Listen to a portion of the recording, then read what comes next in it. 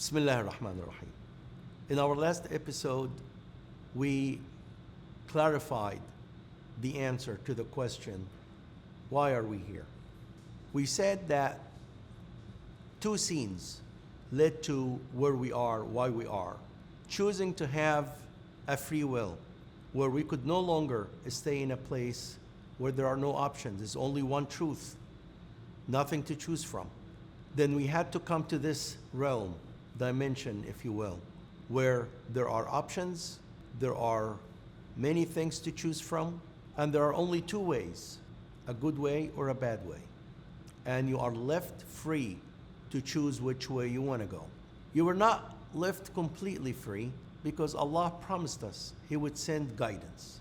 These guidance are the messages that came to us through His prophets to show us the way, the best way to handle this universe that we live in. So those who would choose good, they will have an easy life because they follow the manual.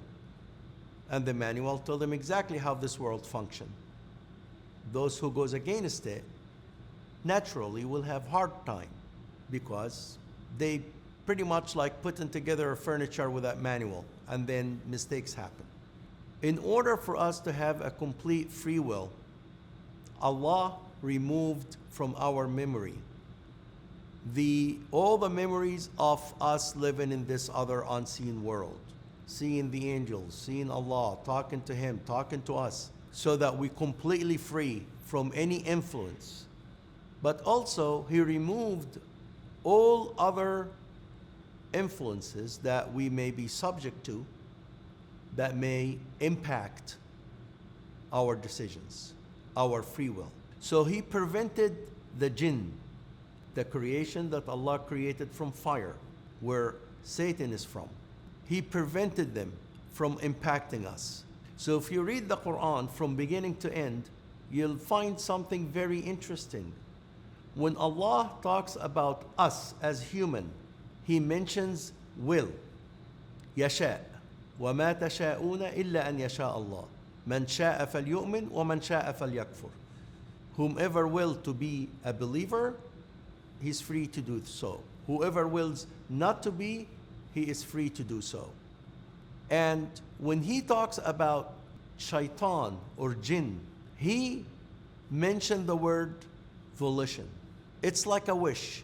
You wish to do something, but you're not able to materialize it. This is the difference between human will and Satan volition. To understand the Satan volition, you can go to the Quran. I will read you some verses to clarify and crystallize exactly what shaitan can and cannot do, so that we do not blame him for the mistakes or the bad decisions that we made. We made it completely with our own free will. We cannot say He pushed us to do anything because He has no power, no authority over us. People say, oh, so-and-so is possessed by jinn or so. Don't believe in any of that. And here is the reason why. Surah As-Saffat, verse 30. We had no authority over you. In fact, you yourselves were a transgressing people. Surah Al-Hijr, verse 42. You will certainly have no authority over my servants except the deviant who follow you. This is Allah telling Satan. So for the first verse in Surah As-Saffat, this is the jinn is telling us, or telling the people who go to hellfire, is telling them, we had no authority over you. You've done this all by yourselves. We could not force you to do anything.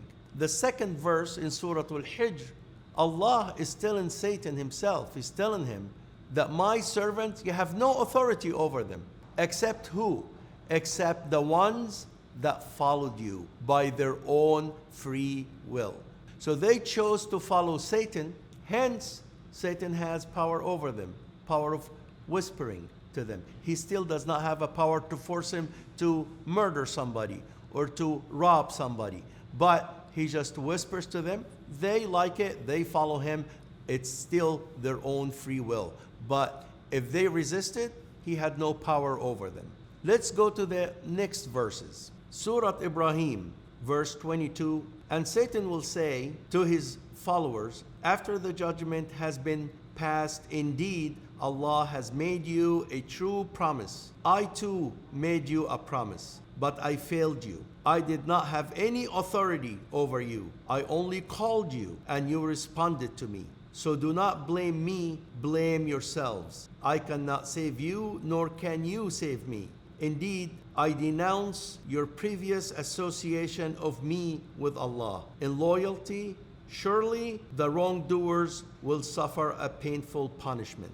This is called the sort of a speech that Satan will give in the day of judgment after all is settled, said and done. He's telling the people that he caused or they chose to follow him and go to hellfire with him. He's telling them, I had no authority over you. I called you, you came. That's all the authority he has. So as you see that Allah subhanahu wa ta'ala limited any power that would physically harm us to impact our free will. So when you are making a decision, you are making your decision very freely. There is no influence whatsoever, memory-wise or external power, that will force you to make decision one way or another. This is free will.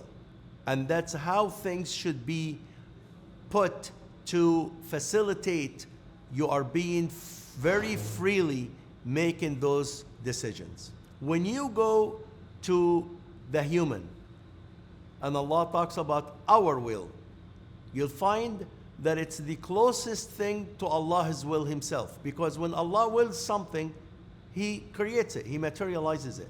Also, the creation of human, when they will something in this world, material world, that's why we have this physical body. We can touch things, we can build things. So if we will to build a table or to build a building, we can make it materialize. Why? Because this is the will that has power to create and to make things, put things together from one state or shape or form to another state and shape and form. There is nobody influencing us when we make these decisions.